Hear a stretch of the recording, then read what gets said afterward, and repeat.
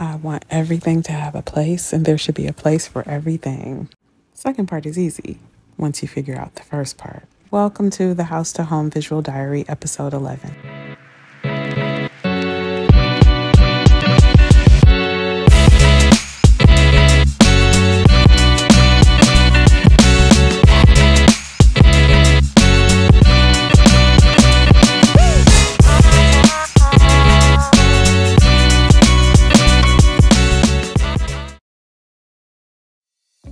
This week, my focus on turning my new house, into a home.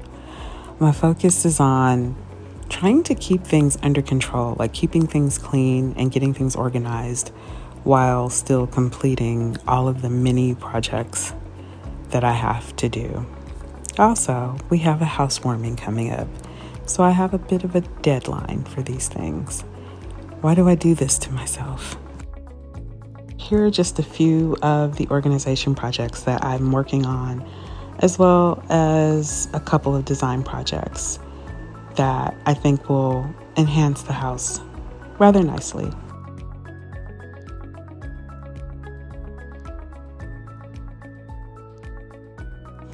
So I don't know when I saw this, but I knew that when I saw it, I had to have it in the new house.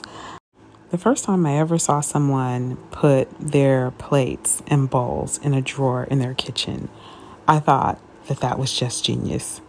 I promised myself that I would do that very same exact thing when I moved into my new house, that I would have drawers that I could put my plates in. And IKEA has these plate organizers for drawers, plate and bowl organizers for drawers.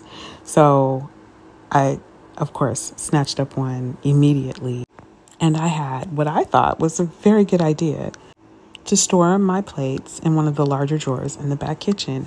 I really thought it would be perfect. And as you can see here, it's actually pretty cool, except for one thing. We would have to have a set of plates in the back kitchen and in the front kitchen because, unfortunately, these plates just seemed so far away from everything else. So my hubby requested, and I agreed because it made sense.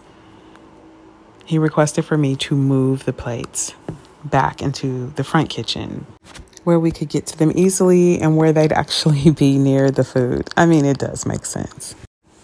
But I still wanted the drawer, and I still wanted to use my new plate rack. So I broke it down to just a sliver of the plate rack, and I put the plates in the drawer next to the dishwasher. And this honestly has been a bit of a game changer.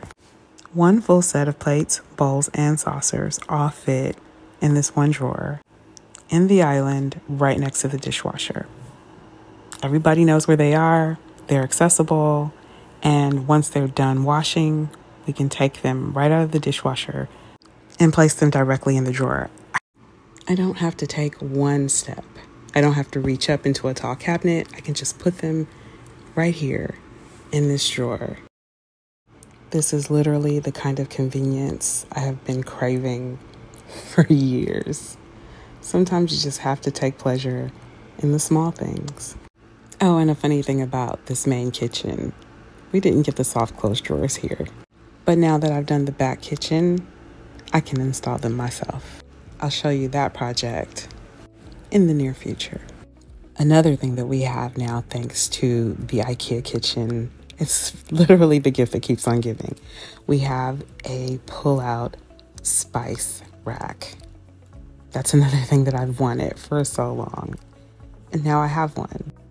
If you've watched my vlogs and if you were here when we lived in the last house, then you know that I did do a very organized, very aesthetic spice drawer in my last kitchen. And I sort of carried it over to the temporary house as well. I do still have those glass jars of spices. I keep them in the drawer next to the cooktop. But now I have a place to store larger spice jars, my backup spices. This serves two purposes. The first purpose is that I can keep the spice jars that I already have next to the stove. So if you're cooking on the stove, you have spices right at hand. But also, I have refills here in the back kitchen, as well as spices here in the back kitchen that I can use if I'm prepping something that either doesn't need cooking or that needs to be seasoned before it's on the stove.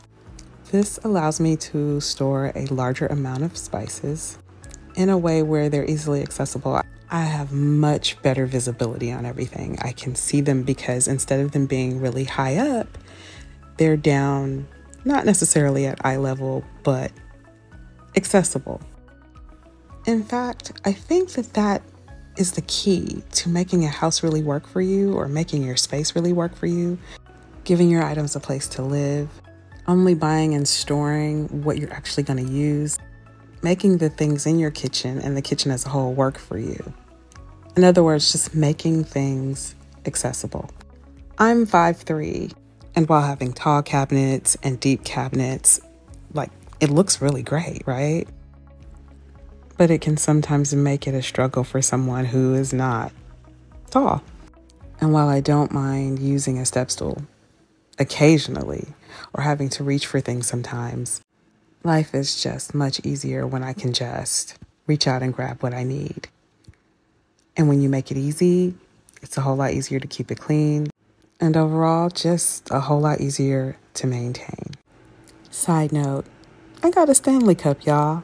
I have been seeing this thing all over TikTok, and I am water bottle challenged. I have yet to find any water bottle that works for me, but this one is promising. We'll see how long it lasts. And yes, that's Aquapana that I'm putting in there. Aquapana is my absolute favorite water. Anytime I can get my hands on it, I'm gonna get it. Another area where I have to definitely stay on top of things is the master bath. We have a walk-in shower, and for whatever reason, they didn't think that it was a good idea to put a handheld shower nozzle. We have the rain nozzle, and it is adjustable, so it's not just the water just, beating down on your head. But there's no handheld nozzle for a shower this big. So I've come up with a few solutions for cleaning the shower and keeping it clean so that I'm not constantly scrubbing my shower every day. One is I've been using the dryer sheets, and that's been a game changer. I got that tip from a friend. I'm sure it's all over social media, but I had never seen that one before. But you take a dryer sheet, a little Dawn, you wipe down your shower. It gets all of those hard water marks and water spots and anything that wants to stick to your shower. The grime, the soap scum, etc. Another tool that I thought would make my life easier is this power scrubber. I don't know the name off the top of my head right now, but I'll list it in the description box. Yeah, I thought this would be great. And for the most part, it was pretty good, except for it loses control really easily. And it became more of a challenge to use the scrubber than it did to just, get down on my hands and knees and scrub the floor the traditional way. It was definitely more time consuming. I think, though, I just need to get the hang of it. I switched out the heads a couple of times, and that did really help. But initially, this thing was a hassle. And it's funny because I've had one before and it worked just fine. But for some reason, this one, maybe it's just a little more powerful, or it's the angle. I don't know what it is, but it made this whole job take about 20 minutes longer than it probably should have. In the future, I may just opt to steam clean the shower floor and then wipe it down that way. It'll be a little less time consuming. And I will say, no matter what method I use, staying on top of things by drying it out and squeegeeing it every time I use it are both probably the two most beneficial things I can do to make this particular chore one of the easiest ones of all. And honestly, that's the key, I think, to homemaking in general. You build systems and you make things work for you instead of allowing them to work against you. I've learned this over the years, and I learn more and more each day. And I love sharing these things with you guys because I know that if I'm looking for the answers, you guys are probably looking for answers too.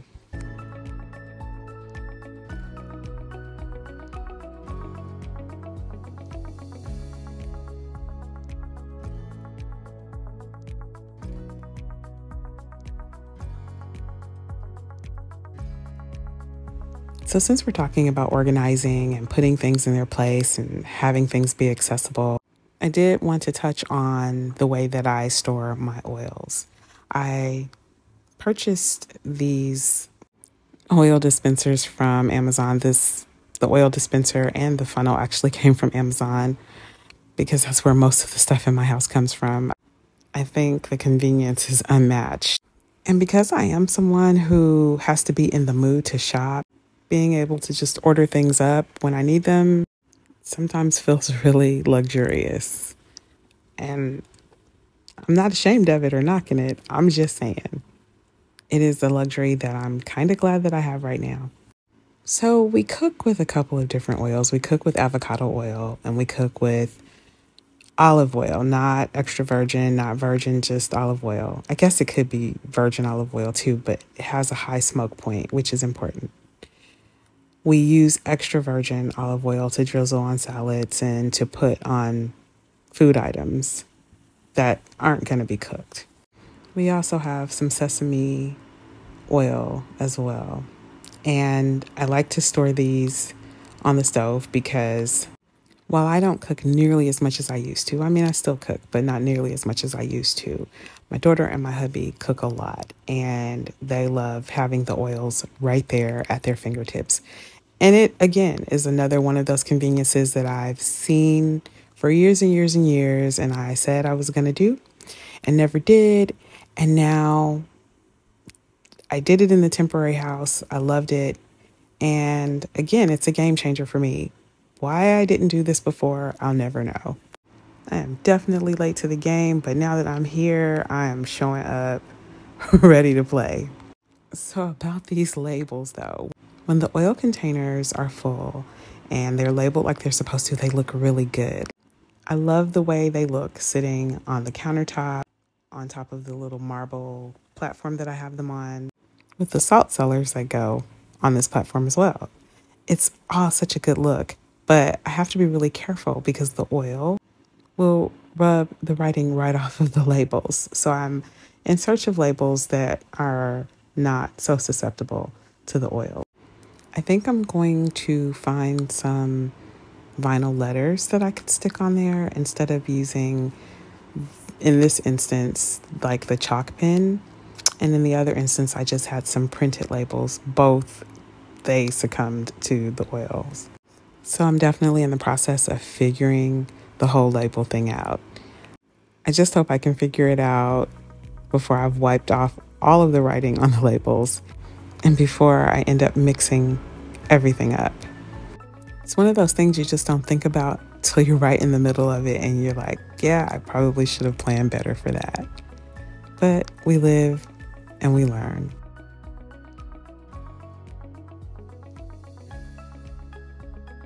One thing I've learned from homeownership is that water can be a wonderful thing, or it can literally be the biggest headache as a homeowner. From our first house to even the temporary house, we have always had some issue. In the last home that we owned, we had a dishwasher leak on the floor. We had a washer leak from the second floor to the first floor, ruining the ceiling.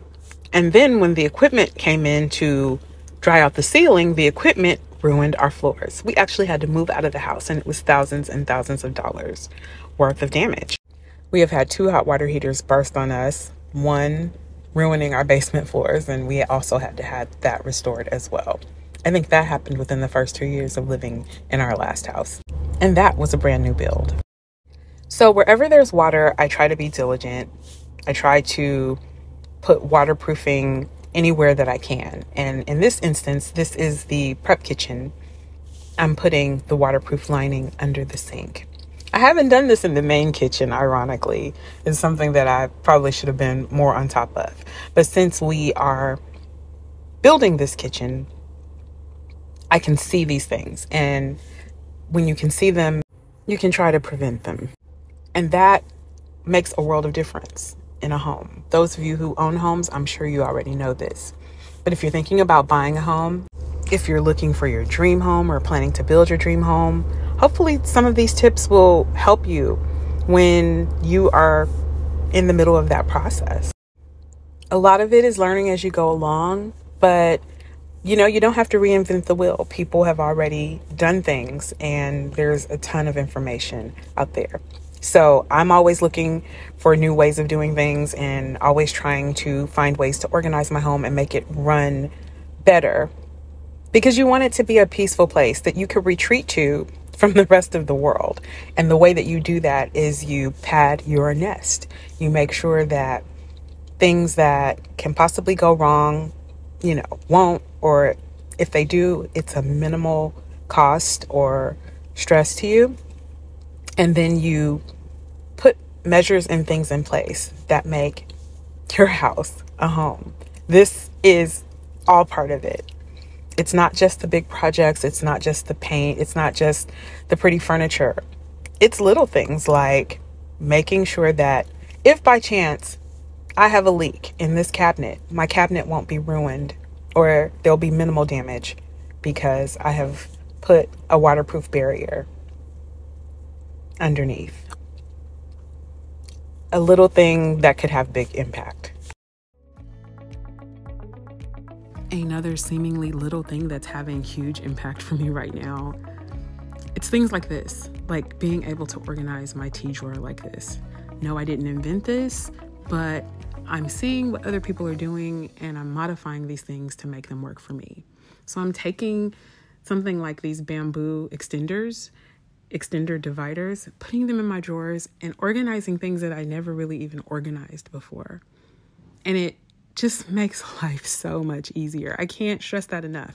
When things are organized, when you know where things are, even small things like this, it's a game changer. So even though my hubby bought way too much throat coat, accidentally, totally wasn't his fault, I have a place for it. And it's not overwhelming and it's not clutter. When we need it, we know where it is and we know how much we have. And we probably should give some away. The final thing I want to talk about is storage. And I'm going to leave you with my transformation of this console cabinet that I had at the old house and at the temporary house. And it's a Wayfair piece. It's one of those that I ordered online, not very expensive, but for some reason I love it. It reminds me of the older buffets that you would sometimes see in like your relative's house when you were younger. It has great lines and it has served me well as storage and as a place to put food or use as a traditional buffet or even use as a drink station at one of my parties.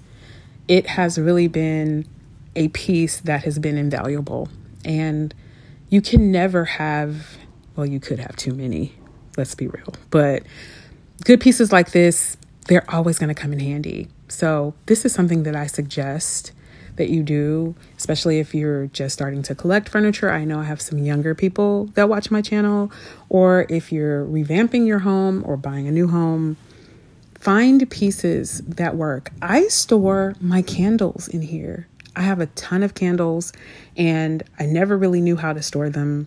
And it was so funny because when we moved in, I was like, you know what, I'm just going to put my candles in here. And, when I find a place to store them, I'll move them and put them there. Well, they worked. When the power went out, I knew exactly where my candles were for, for those purposes, but then also all of my scented candles. This cabinet is also good for storing vases. I have done that in the past. And it's good for storing those extra hand soaps that you need for your powder room, which if yours is like mine, it doesn't have dedicated storage. There's also one shelf in here that's the perfect size to store reed diffusers. So I'm going to get a lot of use out of this. This is going to be sitting in my foyer. There'll either be a mirror or more than likely a painting or something on top of it. And it'll be what greets people when they first walk into the house. And it's not only going to look good, but it's going to smell good too, because my candles will be inside.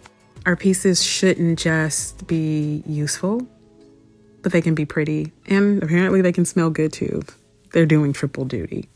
And here's where I love you and leave you. I hope that you have enjoyed this video, and I hope that you are thinking about ways that you can organize your home and make it work for you. I hope to show you this piece in place very, very soon. But in the meantime, if you haven't subscribed, do so, like this video, and I will see you in the next one.